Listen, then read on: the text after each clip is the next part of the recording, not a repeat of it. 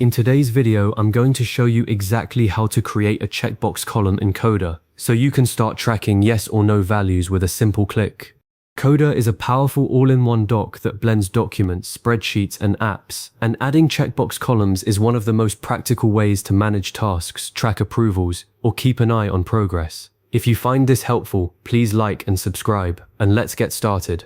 First, head over to your web browser and go to coda.io. Sign into your Coda account using whatever method you prefer, whether that's Google, Apple, or your email address. Once you're in, open the specific document that contains the table where you want to add that checkbox column. This is important. Make sure you navigate to the exact page within your doc where that table lives, because your checkbox column will be added to that specific table.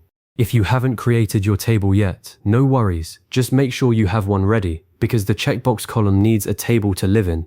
Now look at your table and find the last column on the right-hand side. You'll see a small plus sign or an Add Column button. Go ahead and click that. This opens up a menu where you choose what type of column you want to add. This is the key moment. Scroll through the column type options until you see checkbox and select it. You might wonder why there are so many column types in Coda. There are text, number, date, and many more. But checkbox is the perfect choice when you need a simple yes or no value, like marking whether a task is done or an item has been approved. Next, you'll be prompted to give your new checkbox column a name. This is where you want to be clear and descriptive. For example, if you're tracking task completion, name it complete. If you're managing approvals, call it approved. If you're just marking something as finished, done works perfectly. A clear name helps everyone on your team instantly understand what that checkbox represents, which avoids confusion later on. Once you've entered the name, click Done or click outside the settings panel to create the column, and just like that, your checkbox column appears in your table. Now let's put it to use. Click on any checkbox in that column, and you'll see it become checked. A nice clear check mark appears. Click it again and the check mark disappears, giving you a flexible way to toggle between checked and unchecked. This might seem simple, but it's incredibly powerful because you can repeat this process for every row in your table as you update the status of your records. For instance, if you have a list of project tasks, you can go down the list and check off each one as you complete them.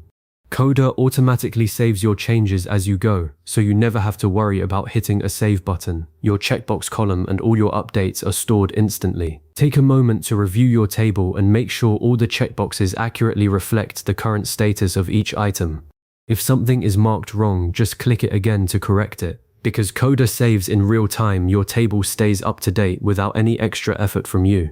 This makes checkbox columns ideal for tracking progress, managing tasks, or quickly identifying which items are completed, approved, or still pending.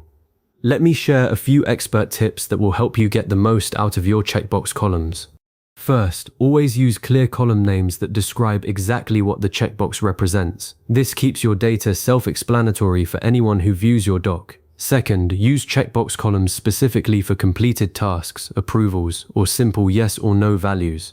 They're not the right choice for more complex data like numbers or dates. Third, make it a habit to update your checkboxes regularly. Even a quick weekly review will keep your data accurate and useful. Fourth, combine checkbox columns with Coda's filter feature. For example, you can set a filter to show only rows where the checkbox is checked, giving you an instant view of everything that's done or approved. Fifth, be consistent.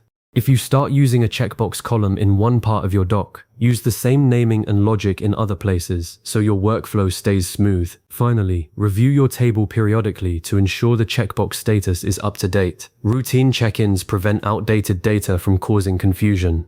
To wrap up, you now know exactly how to create a checkbox column in Coda, name it clearly, and use it to track important yes or no values. This simple tool makes your tables more interactive, helps you manage tasks and approvals, and gives you a quick visual way to see progress at a glance.